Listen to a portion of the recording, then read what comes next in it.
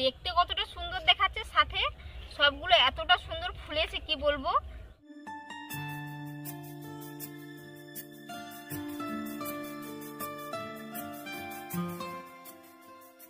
জাতা village cooking এ আপনাদের অনেক অনেক স্বাগত জানাই। আজকে আমি আপনাদের কাছে একটি ইউনিক রেসিপি নিয়ে এসেছি। খুব সহজেই আপনারা বাড়িতে বানিয়ে নিতে পারবেন শুধুমাত্র সুজি দিয়ে। আমি সবসময় চেষ্টা করি আপনাদেরকে সহজভাবে কোনো রেসিপি করে দেখানোর জন্য, যাতে সবাই বানাতে পারে, এবং এমন কিছু দ্রব্য দিয়ে দেখাবো যেগুলো বাড়িতে সবসময়ই থাকবে। তো দেখতে হলে আমার সাথে থাকুন কিভাবে আমি বানাই। নিয়েছি, এবার আমি কড়াইটা বসিয়ে দেব। এর জন্য আমি 1 বাটি সুজি নিয়েছি, আর সুজির ওজন হচ্ছে 250 গ্রাম। সুজিটা ভালো করে ভেজে নেব। সুজিটা এমনভাবে ভাজবো, লাল করব না, কিন্তু 2 থেকে 3 মিনিট সুজিটা ভেজে নেব। একটা রোস্টেড সেন্ট উঠলে তখনই কিন্তু ভাজা আমি বন্ধ করে দেব।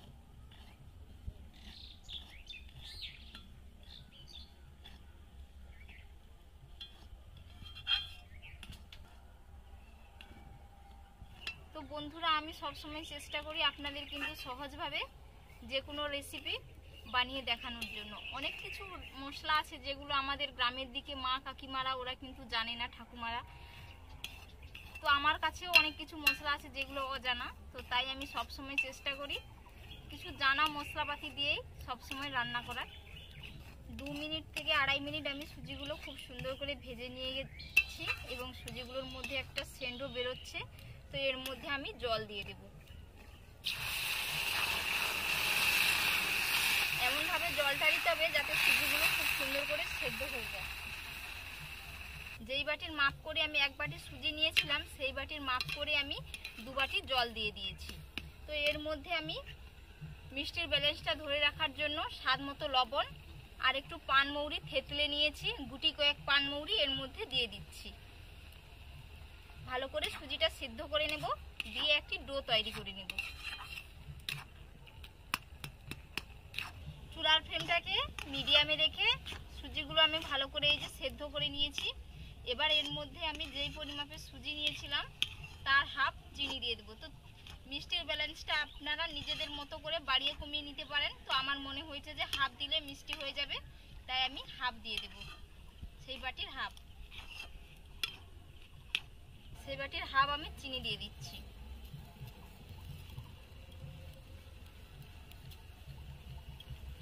চিনিগুলো মেল্ট হয়ে গেলে আমি নামিয়ে নেব।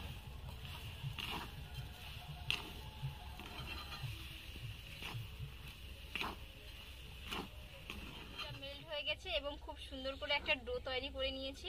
এবার আমি একটা প্লেটের মধ্যে তুলে নেব।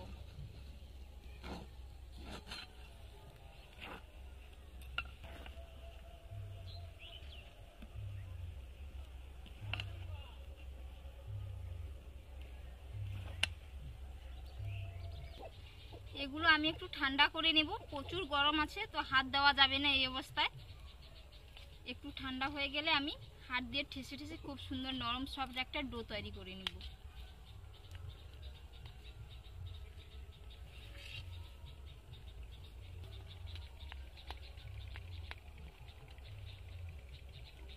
ডোটা অনেকটা ঠান্ডা হয়ে গেছে, এবার আমি হাত দিয়ে ঠেসে ঠেসে একটা সফট ডো তৈরি করে নেব।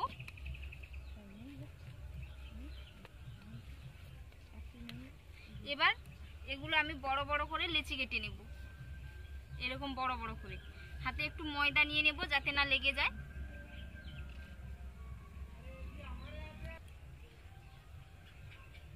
এরকম বড় বড় করে লেচি তৈরি করে নিচ্ছি।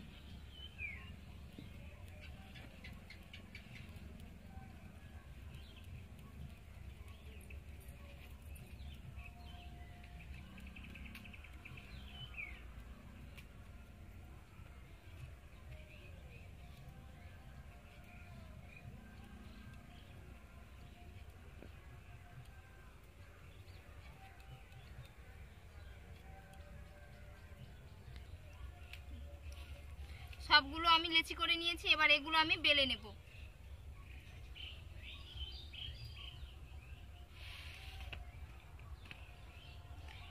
অল্প অল্প করে ময়দা ছড়িয়ে বেলে নেব।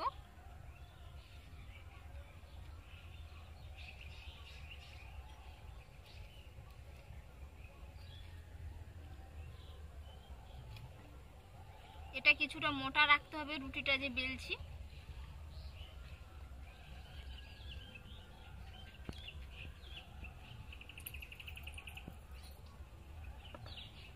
এই যে কেমন মোটা হয়েছে দেখুন, এইরকম করে মোটা করে রাখতে হবে। একটা আমি গ্লাস নিয়েছি, আপনারা চাইলে কোনো ডিব্বার কোনো চাপাও নিতে পারেন। তো আমি গ্লাস দিয়ে গোল গোল করে কেটে নেব লুচির মতো করে।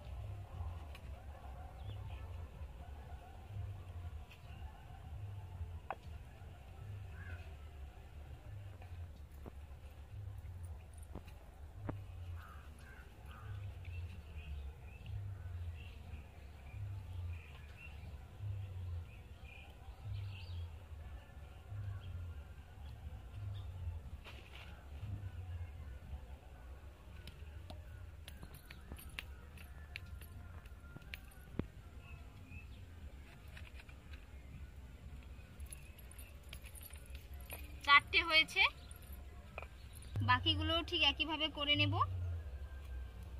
এটা আপনারা মোটা রাখবেন রুটিটা যে বেলছি। কতটা মোটা হয়েছে আরেকবার আপনাদের দেখিয়ে দিলাম।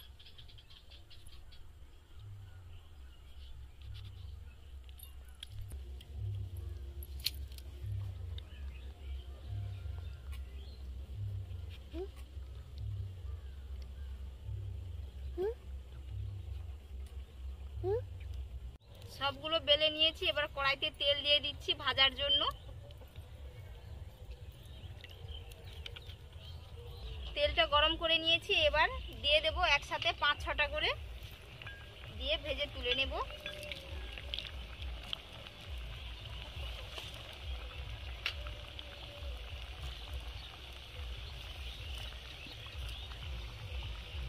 এবার তো দেখার মতো পুরো মজা।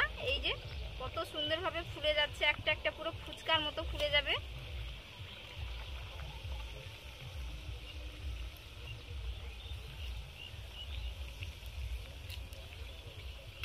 এক পিঠ হয়ে গেছে, আরেক পিঠ এইরকম ভাবে উল্টে দিতে হবে। বন্ধুরা, সুজি দিয়ে যে এত সুন্দর হয়, আপনারা যদি না বাড়িতে একবার বানান তো আপনারা বুঝতেও পারবেন না কেমন ভাবে হয় এবং স্বাদও কেমন লাগে এটা খেতে। পুরো ফুচকার মতো ফুলে গেছে। এবার আমি এগুলো তুলে নেব, ভাজা হয়ে গেছে।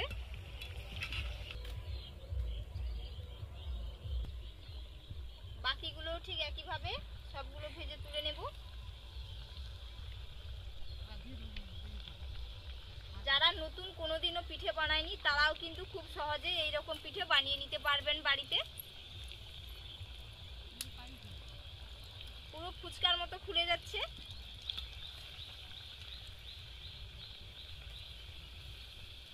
চুলার ফ্লেমটাকে কিন্তু হাই রাখবেন, দিলে কিন্তু সবগুলো ফুলবে।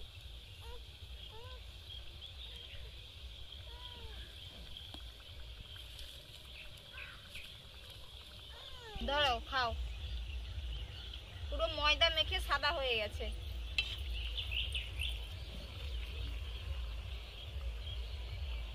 এগুলোও ভাজা হয়ে গেছে, এবার তুলে নেব।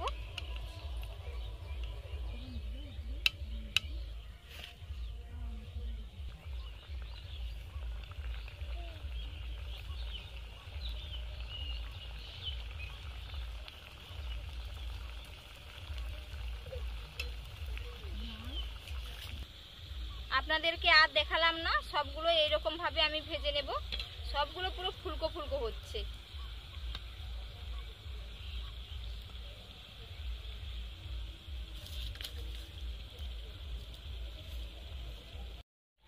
আপনাদের যখনই পিঠে খেতে মন চাইবে, আপনারা খুব সহজে শুধুমাত্র সুজি দিয়ে এইরকম পিঠে বানিয়ে নিতে পারবেন। পিঠেগুলো যেমন ফুলকো, ভেতরটা ততটাই ফাঁপা। একটা কেটে দেখাচ্ছি আপনাদের কতটা সুন্দর হয়েছে ভেতরটা। পুরো দুটো ভাগ হয়ে গেছে পিঠেগুলো।